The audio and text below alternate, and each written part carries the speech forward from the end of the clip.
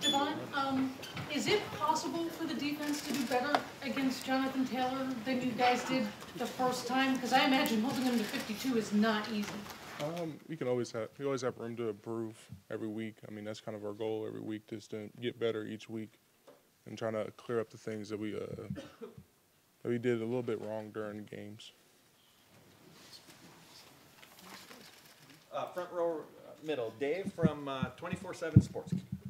Usually D tackles don't get the stats.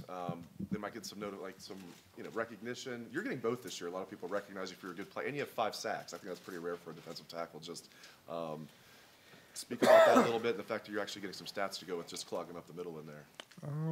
I mean, I'm just blessed. I mean, to be able to do that. I mean, it kind of just comes to me during the games. I mean, I work on it during the week and through practice and whatnot, and it's kind of working for me in the game. I was gonna say, how much have you worked on your pass rush skills since you've been here? Is that the biggest improvement you've made? Yeah, I think that's probably one of my biggest improvements. I mean, I really worked on it really hard throughout the off-season, this past off-season, and then throughout the season so far. So I feel like it's showing a little bit.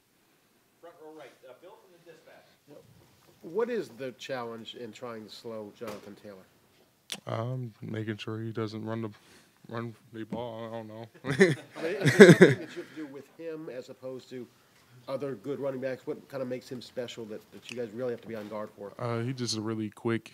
And he can read the holes very well. I mean, he's very patient in the backfield. So trying to knock back the line of scrimmage is kind of how we plan on disrupting his vision a little bit.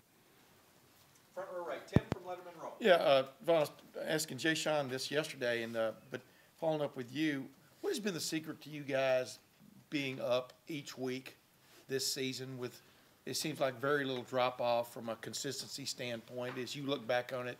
Some other teams you've played, through the years. What's been y'all's secret, you think?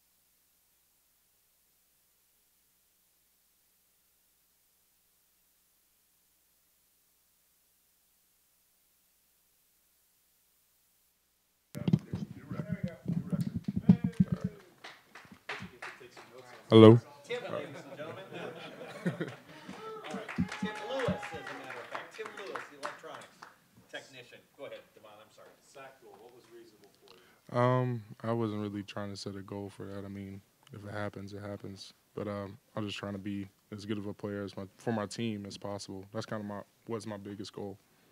Is that because, like, you keep getting asked about this, but that's not really the main role or main priority for you is to get sacks, and they might not come consistently, like you're a run stopper, right? Isn't that your main job description? I mean, I guess for the most part, I mean, just being the nose guard in general, I feel like that's your main goal, or taking on double teams, or trying to free up other people on the line of scrimmage. But like I said, I mean, it just happens. I mean, I wasn't really planning on or anything. I was just trying to be consistent and good at my job.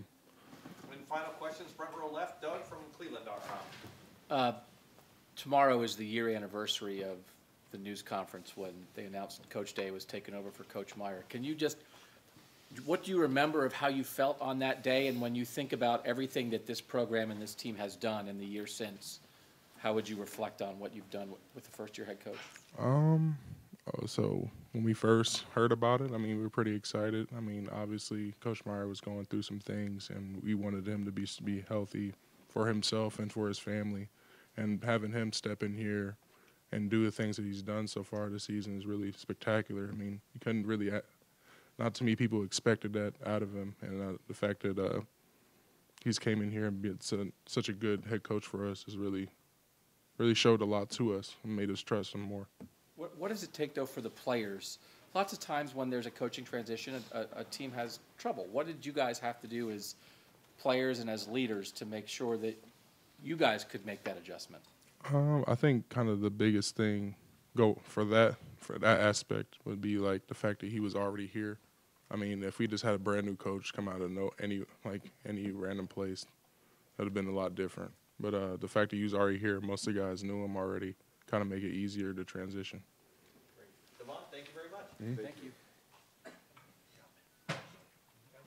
Thanks for watching. Subscribe below to get the latest videos from Lettermen Row. We got Letterman Live, we've got the practice report, we got rapid reaction. Hey, and you know we got Buckeye IQ with Zach Bourne. For sure. We got recruiting breakdowns with Berm. We got whatever you need. Ohio State football and Ohio State athletics, we've got you covered.